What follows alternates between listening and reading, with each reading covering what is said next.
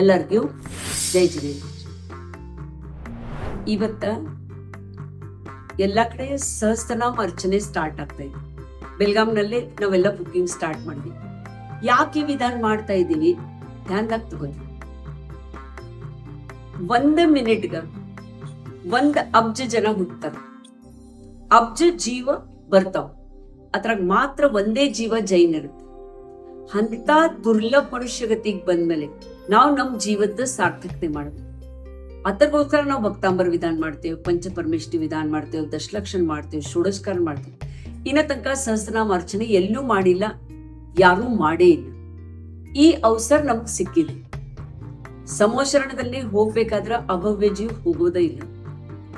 ನೀವು ಭವ್ಯದ್ರ ಸಮೋಶರಣಕ್ಕೆ ನಕ್ಕಿ ಬರ್ತೀರ. ಬೆಳಗಾಂದಲ್ಲೇ ನಾವೆಲ್ಲ ನಿಯರ್ ಅಬೌಟ್ 1000 ಜನ ಕೂಡ್ತಾ ಇದೀವಿ. ಯಾಕೆ ಕೂಡೋದು, ಯಾಕೆ ಮಾಡೋದು?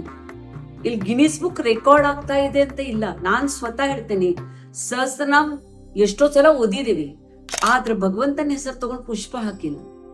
ಈ ಮಂತ್ರ ಪುಷ್ಪಗೋಸ್ಕರ ನಾವು ಮಾಡ್ಬೇಕು. ಮನೆಯಲ್ಲಿ ಕೂತ್ಕೊಂಡು 1 ತಾಸು ಟಿವಿ ನೋಡ್ತೀವಿ, ಪಾಪದ ಗಂಟು ಕಟ್ಕೋತೀವಿ. ಆದ್ರೆ ಈ ಅವಸರ ಮತ್ತೆ ಸಿಗೋದಿಲ್ಲ. ನಲ್ಲಿಗ್ ನೀರ್ ಬಂದಾಗ ತುಂಬಲಿಲ್ಲ ಅದ್ರ ನಲ್ಲಿ ಕ್ಲೋಸ್ ಆದ್ಮೇಲೆ ತುಂಬುದ್ರಾಗ ಏನೂ ಅರ್ಥ ಇಲ್ಲ. ನನಗನಿಸ್ತಾ ಇದೆ ಬೆಂಗಳೂರದವ್ರು ಮಹಾಪುಣ್ಯವನದ. ಯಾಕಂದ್ರ ನಿಮ್ಮಲ್ಲೇ ಸಾಕ್ಷಾತ್ ಸಮೋಶರಣ ರಚನೆ ಆಗ್ತಾ ಇದೆ. ಬೆಲ್ಗಾಂದವ್ರ ಅವ್ರ ಫೋಟೋ ಕಾಪಿ ಬರೀ ನೋಡೋರ್ದು, ನೋಡೋಕಿಂತ ಪ್ರತ್ಯಕ್ಷ ಅನುಭೂತಿ ಬೇರೆ. ಸಕ್ಕರೆ ಹೇಗಿದೆ ತಿನ್ಲಾರ್ದ ಗೊತ್ತಾಗೋದಿಲ್ಲ. ಆ ನೋಡೋ ಅವಸರ ನಿಮ್ ಸಿಕ್ಕಿದೆ. ಈ ಅವಸರ ಹೋದ್ಮೇಲೆ ನೀವೇನು ಮಾಡ್ತಾನೆ ಅಂದ್ರ ಸಾಧ್ಯ ಇಲ್ಲ.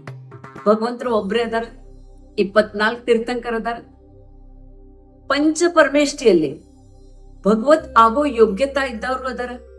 ಆದ್ರ ಸಾಕ್ಷಾತ್ ಯಾರ್ ಅರಿಯಂತ ಪದಕ್ ಪ್ರಾಪ್ತ ಆಗಿದಾರ, ಅಂತ 1008 ಪದದಿಂದ ಯಾರು ವಿಭೂಷಿತ ಆಗಿದಾರ ಅವ್ರು ನಾವು ಕೊಡೋ ಸನ್ಮಾನ.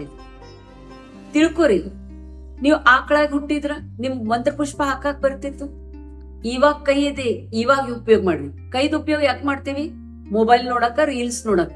ನಿಜ ತಾನೆ?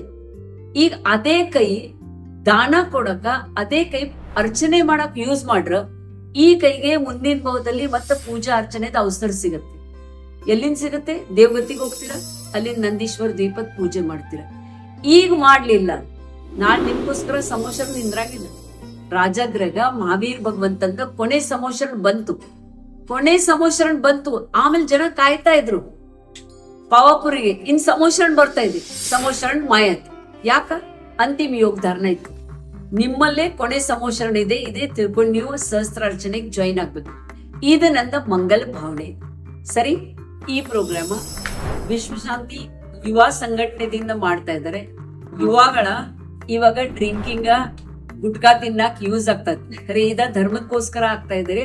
ನೀವು ಕೃತಕಾರಿತ ಅನುಮೋದನದಿಂದ ಅವ್ರಿಗೆ ಸಹಾಯ ಮಾಡ್ಬೇಕು.